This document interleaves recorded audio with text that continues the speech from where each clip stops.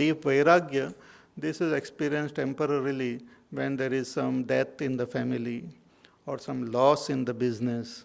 Person gains that vairagya.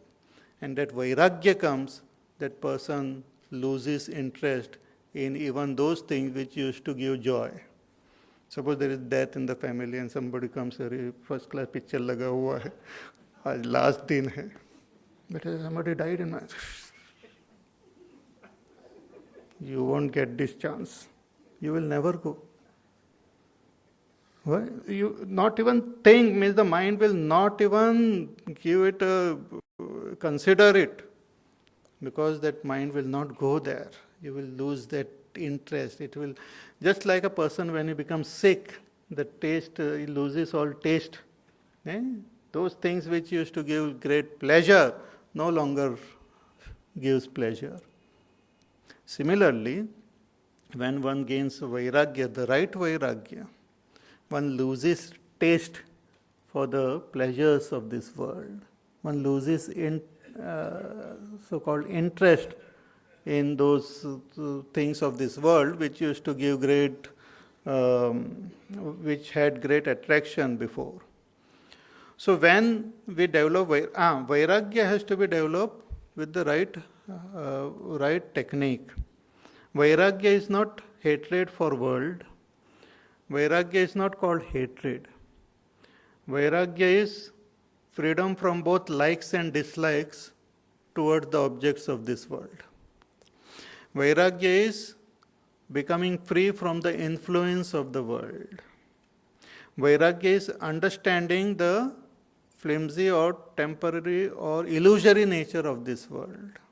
When you know it, then there is no attraction. You might indulge in various activities, you might interact with the world, you might be doing what you have to do, but it is done only for the sake of doing it. But you know that is not where my goal is. That vairagya is the most important thing. If that vairagya comes through vivek, by discrimination, by thinking what is true and what is false, what is real and what is unreal. So through discrimination, one develops this vairagya. Vairagya is not that a person becomes dry or becomes unresponsive or something like that. The person may have great love in the heart and all those other qualities, good qualities. But there is no attraction for the pleasures or for other things of this world. The person knows that what I am seeking is not out there, but it is in here. What I am seeking is in the self. This the mind should understand. Not you should understand. Mind should understand. If the mind doesn't understand, it will continue running after objects. So through deep contemplation, thinking, sometimes even interacting with other great Mahatmas and other wise people, slowly and steadily we develop that vairagya. Through satsang, satsangatve nitsangatvam. Through satsang one gains that vairagya.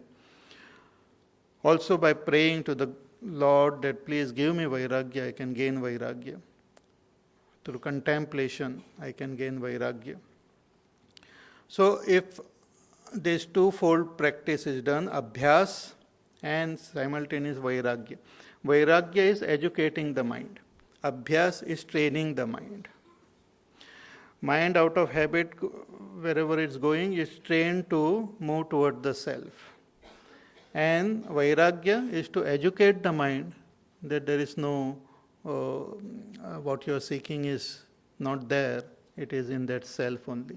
So once that mind gets educated, then also it will not run around here and there. So this twofold practice of abhyas and vairagya is the solution to control the mind. Whether we are talking about spirituality or whether any other worldly thing also, you can see this applied in your entire life. Even suppose a student is studying for exam, that student should have abhyas and vairagya to control that mind. If the student has got the habit of studying regularly, then it is easier for the student to study. Also, if the student knows that what I want is in this study and not in the other distractions which I am getting attracted to, if he understands it deeply, then also his mind will get shifted from all distraction and he can focus on his studies.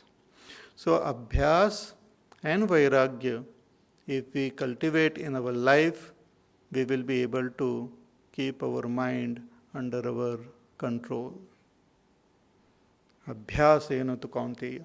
In Patanjali Yoga Sutra, as I said, Patanjali Rishi says that you have to practice certain values in life which will help to control the mind, like ahimsa, satyam, asteya, brahmacharya, aparigraha, shaucha, santosh, tapas, swadhyaya, ishwar pranidhan, the yama and niyam. These values are nothing but a set of convictions, positive convictions associated with positive abhyas also. So when I say ahimsa, non-violence, it is a conviction of my mind and intellect that non-violence is a value. I should value the value first. I should be able to value that value. If I don't value it, then my practicing it will be superficial. I will try to avoid it the first opportunity.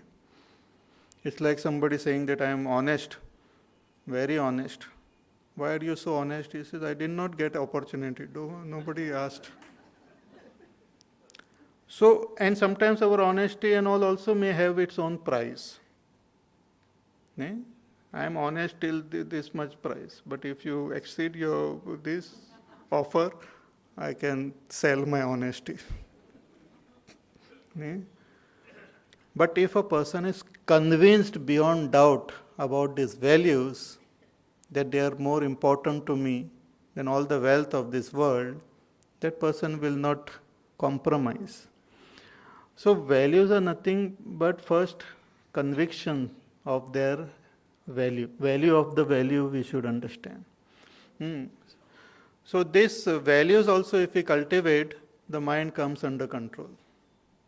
Because if the mind has understood these values, it will stick to it. If suppose even the promise, like we make promise to our teacher or we make promise to the Lord that, okay, Bhagwan, every day I will chant this mantra so many times for you. That is a promise we have made. So if I have value for keeping words, I will keep that promise. And when I keep that promise, mind will automatically come under control. So certain values, if we develop them, mind is automatically brought under control. You don't have to work forcefully towards it. As Bhagwan, in Ramayana also Bhagwan says that he talks about his own mind. He says that my mind, I have followed this path of dharma, so my mind, even by mistake, it doesn't go in adharma. So that much confidence a person develops if he follows values. So this abhyas and vairagya is the technique by which we can control the mind. Further, Bhagwan says, asamyatatmana yogo dushprapa iti me matihi vashyatmana tu yatata shakyo vaptum upayatah asamyatatmana yogo dushprapa iti me matihi.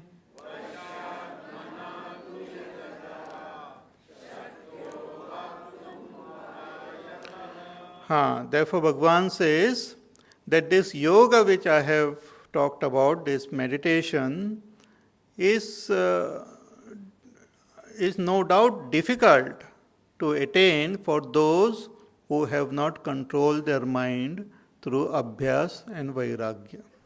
So vairagya is attained through knowledge and abhyas is done through willpower. We should have the willpower to continuously do abhyas. Abhyas requires your willpower. And vairagya requires knowledge.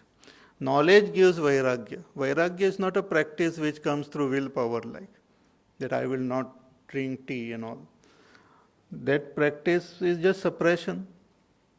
After some time you will start. Vairagya is a result of knowledge, understanding. And abhyas is the practice.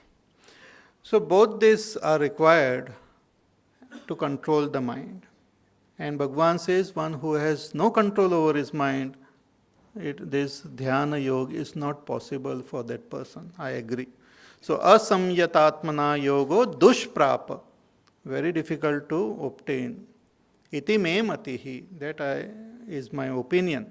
But vashyatmana, one who has developed that total control over his mind through various techniques, this abhyas and vairagya technique.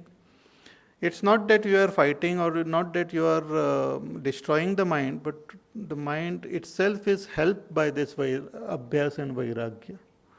The mind becomes, mind will thank you for going through this abhyas and vairagya.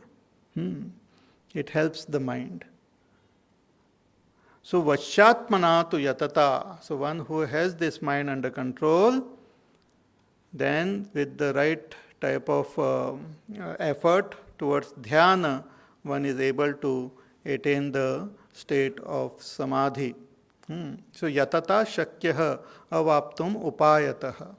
So through the various upay, one is able to attain that state of meditation once the mind is under our control. Then it is easy. Then what Bhagavan has said about then placing the mind in the self and not thinking of anything else is easy. Shifting your attention on the self is easy. But the first step is to control this mind. So after saying this, now Arjuna has another question. In the following 3 verses he asks a question, and then the rest of the shlokas Bhagavan replies. So very interesting question and interesting answer also. So what should we do? We will chant the question.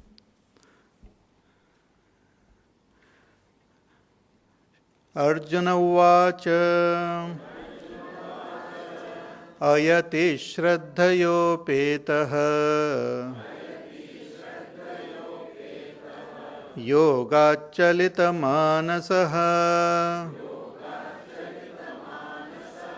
aprapya yoga samsiddhim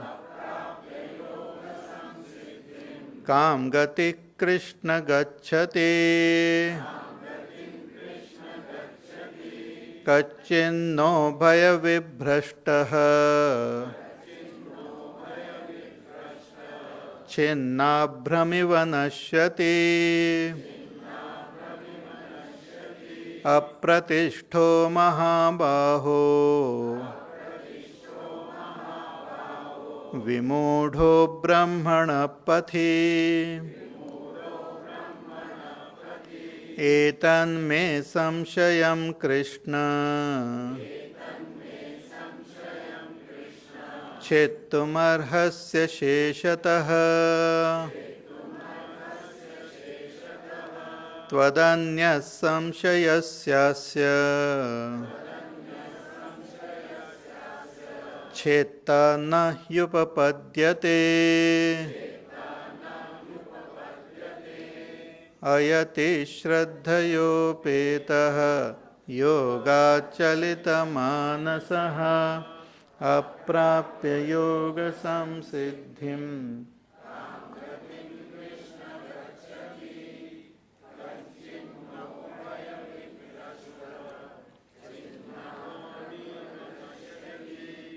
अप्रतिष्ठो महाबाहो विमूढो ब्रह्मण पथि एतन्मे संशयं कृष्ण चेत्तुमर्हस्य शेषतः त्वदन्यः संशयस्यास्य चेत्ता न युपपद्यते. So here Arjuna is asking another question, कि hey Krishna, briefly the question is that what if a person sincerely follows this path of meditation in order to gain that state of realization, enlightenment. Sincerely, with lot of faith, person is following this path. But without attaining that final goal of enlightenment, suppose he dies. Before attaining that goal, suppose he dies. Then what happens? What happens to that being, that jiva? What happens? Is it that he has lost everything? That he has not attained the fulfillment of this goal? And he had given up all this world also in search of that goal? So is it that he has been lost in both places? So what happens to him? That please you tell me, because other than you, I don't see anyone else who can clear this doubt. So this is, we will go through details tomorrow. So this is a question about even life after death and what happens to a seeker. A very interesting question, and the answer is also very interesting. But I won't tell you today. You will have to come tomorrow for it. We'll conclude with a prayer, and then I have few announcements to make, so you please remain seated for some time.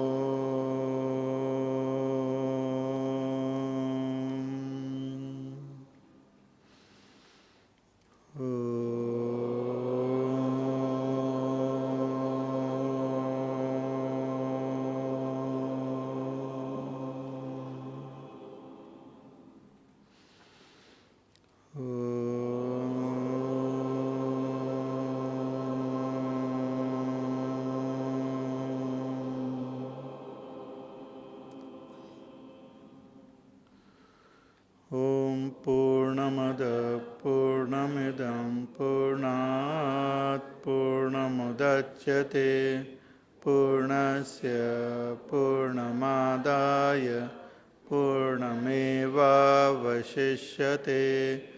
Om Shanti Shanti Shanti.